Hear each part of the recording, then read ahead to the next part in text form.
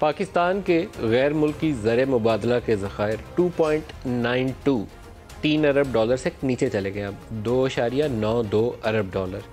और इस कदर हम कमज़ोर पोजीशन में खड़े हैं कि चंद हफ्ते की इंपोर्ट्स भी नहीं कर सकते अपने पैसों के साथ, क्योंकि ये पैसे जो पड़े हुए हैं 2.92 ये सारे अपने हैं भी नहीं।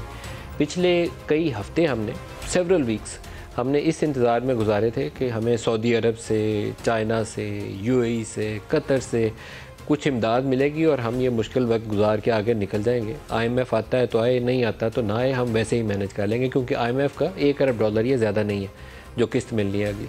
लेकिन जो पूरी दुनिया की इन्वायरमेंट कुछ ऐसी है, पहले ही होता ये था कि अगर आपका आईएमएफ रुकता है तो मल्टीलैटरल जो वर्ल्ड बैंक, एडीबी के कर्जे होते थे वो रुक जाया करते थे। वो कहते थे कि आपकी बैलेंस ऑफ पेमेंट साइड जो है पूरी कवर्ड नहीं है, इसलिए वो हम पैसे अपने रोक रहे हैं, पहले आईएमएफ से एग्रीमेंट करें फिर हम आगे आपके साथ चलेंगे। इस वक्त सूरत हाल ये है पाकिस्तान की कि जो दोस्त ममालिक जिनके ऊपर हम आंखें बंद करके भरोसा कर लेते हैं, 98 के न्यूक्लियर टेस्ट के बाद जब पूरी दुनिया हमारा वो गला दबाने पे तैयार बैठी हुई थी, तो उस वक्त भी सऊदी अरब ने हमें उधार पे तेल दे दिया था, कैश सपोर्ट कर दी थी और हमारा वो मुश्किल वक्त गुजर गया था। तो सऊदी वज़ीर ख़ज़ाना ने पब्लिक स्टेटमेंट दे दी कि हम पाकिस्तान की मदद करेंगे, पाकिस्तान के साथ चलेंगे, पाकिस्तान के भी और इजिप्ट के भी। लेकिन पाकिस्तान को आईएमएफ प्रोग्राम के मुताबिक अपना रिफॉर्म प्रोग्राम जो है उसको आगे बढ़ाना पड़ेगा। सऊदी टैक्स पेयर्स का पैसा है तो हम मदद तो करेंगे, लेकिन इनको खुद भी अपना हिस्सा डालना पड़ेगा। तो बाकी ममालिक की पोजीशन भी ऐसे ही है, किसी की भी फ़र्क नहीं है। किसी ने पब्लिकली बयान दे दिया तो बाकी चुप साधे बैठे हैं कि पहले देख लें इनके मुआहदे की आउटकम क्या होती है। ख़राबियाँ क्या हैं? वो कई ख़राबियाँ हैं और साल हर साल से, दहाइयों से हम उसी तरीके से ज़िंदा हैं कि उधार का लेके वो पी रहे हैं और फिर आगे वक्त गुजर जाता है, फिर सोचते हैं कि अच्छा 6 महीने का बंदोबस्त हो गया, अगला साल आएगा या 2 साल बाद हम सोचेंगे क्या करना है क्या नहीं करना। बिजली का शोबा कई सालों से, कोई 15-1 साल से हमारे लिए जान का अज़ाब बना हुआ है। जान का अज़ाब इस तरीके से बना हुआ है कि हमने फर्नेस ऑयल के ऊपर बिजली बना रहे हैं। फर्नेस ऑयल की कीमतें दुनिया में ऊपर जा चुकी हैं, दुनिया सारी ऑल्टरनेट एनर्जी की चल जाती है। वो पन बिजली बनाते हैं, पानी से बनाते हैं, हवा से बिजली बनाते हैं, सोलर बिजली बनाते हैं, लेकिन हम कहते हैं नहीं हमने फर्नेस से बनानी है। तो फर्नेस की कॉस्ट पे करनी पड़ती है। कॉस्ट हमने पूरी पास ऑन नहीं की, रुपया नीचे गिरता जा रहा है तो वो बढ़ती जा रही है कॉस्ट उसकी। तो उसका पूरा इम्पैक्ट जब पास ऑन नहीं करते तो वो हमारे सर्कुलर डेट की शक्ल में जमा होना शुरू हो जाता है। वो है इस वक्त 2600 अरब रुपए के ऊपर खड़ा। यही हाल हमने गैस का कर दिया। जो उसकी प्राइसेस आज से हमने 10 साल पहले फ़िक्स की थी उसमें थोड़ा बहुत एडजस्टमेंट की है। 3 गुना, 1 से 3 की रेशो का जो हम कंपनीज़ को जो गैस डिस्कवर करती हैं उनको पे करते हैं और जो लोगों से कीमत वसूल करते हैं उससे 1 से 3 का फ़र्क पड़ चुका है।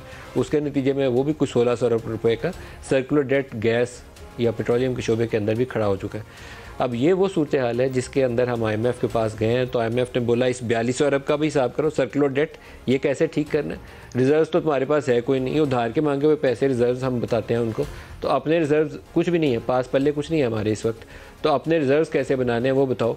ये जो दोस्त ममालिक से आप कहते हैं पैसे आएंगे, क्या वो पैसे देंगे? वो भी चीज़ें हमें तफसील बतानी है। फिर बजट खसारा। इमरान खान जिस चीज़ को अपने आखिरी साल के अंदर ग्रोथ का नाम देते थे कि मैंने 6% कर ली, पाकिस्तान की हिस्ट्री में कभी नहीं ऐसे हुआ, वो सारा का सारा एक्सपेंशनरी एक पॉलिसी थी जिसके अंदर ढेर सारा पैसा हमने खर्च कर दिया।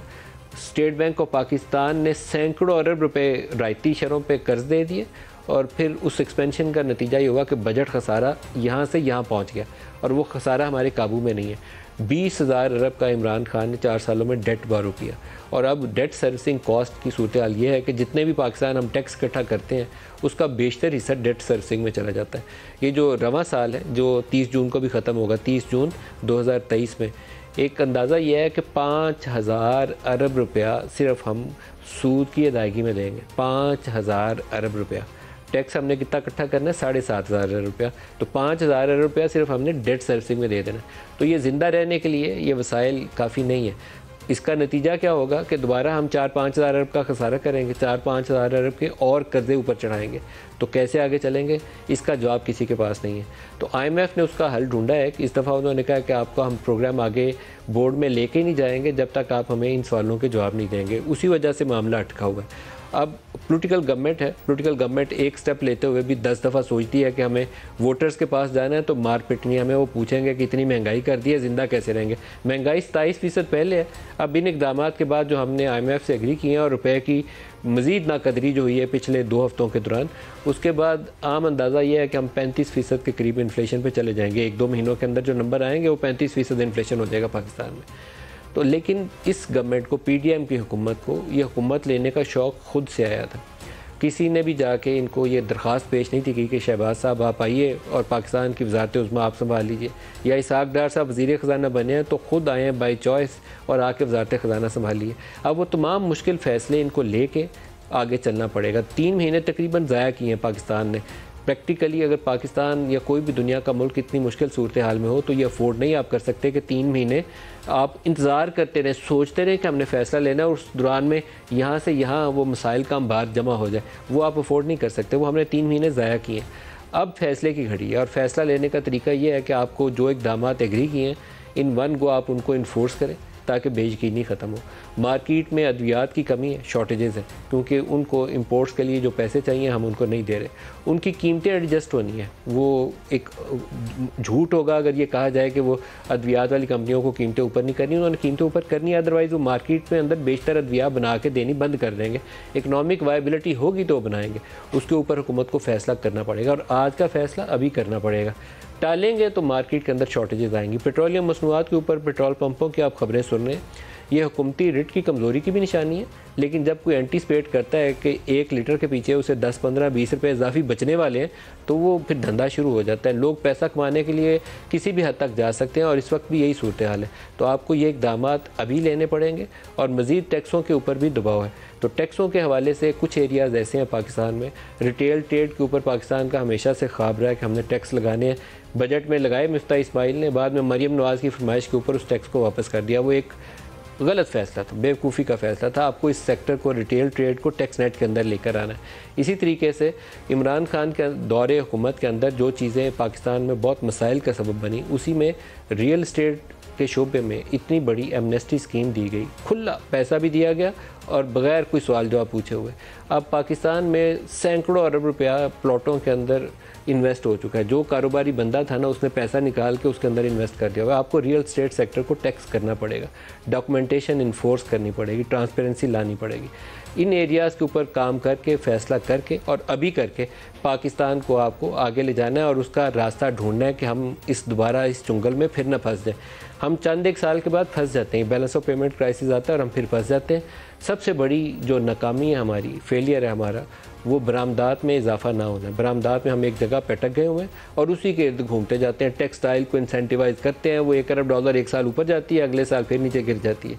रिमिटेंसेस अगर ना हो पाकिस्तान की, जिसने पिछले 3-4 साल हमें सपोर्ट दिए रखी, तो हम बहुत ही शदीद मुश्किल में होते। इस वक्त $25-30 अरब वो जो आ जाता है उससे हम अपना गुजारा कर लेते हैं। $80 अरब की पिछले साल की इंपोर्ट का बिल है और $30 अरब की बरामदात है।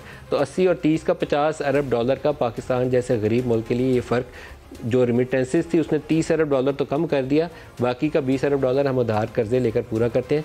ये क्राइसिस है, इस क्राइसिस का जवाब चाहिए, हल चाहिए, उसके बगैर हम आगे नहीं बढ़ सकते। तो आज के प्रोग्राम में IMF के प्रोग्राम के ऊपर अगर कोई अपडेट आ जाती है, अभी सुनने में आ रहा है कि एक फ़ाइनल राउंड चल रहा है जिसके बाद हतमी बातचीत जो है उसका ऐलान किया जाएगा। आई विश के इसहाक डार और शहबाज शरीफ अब इनके कदम डगमगाने नहीं चाहिए।